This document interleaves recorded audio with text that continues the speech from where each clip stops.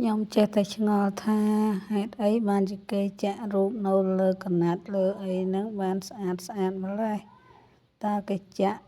មកជុលយើងធម្មតាឬក៏គេចាក់ម៉ាស៊ីនគេដេរដៃឬក៏គេដេរម៉ាស៊ីនឥឡូវឃើញវីដេអូនេះលែងឆ្ងល់ហើយណាបងប្អូន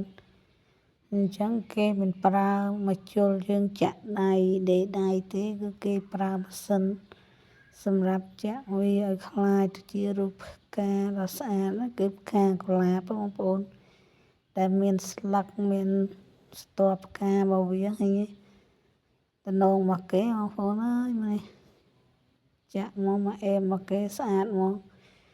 មានផ្កាមានតងស្លឹកតងអីវាអញ្ចឹងមកជាងគេចាក់តងវាមកតងមកចាក់ស្លឹកពីស្លឹកមកឃើញអត់បងប្អូនមើលនៅក្នុងវីដេអូហ្នឹងទៅអញ្ចឹងបើយើងចង់ចាក់ផ្កាចាក់អីនៅលើក្រណាត់អាវឬក៏ក្រណាត់អីមួយយើង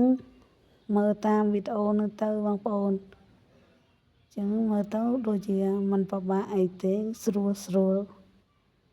ប៉ុន្តែបើសិនជាសម្រាប់អ្នកអត់ចេះគឺពិបាកដែរហ្នឹងបងប្អូន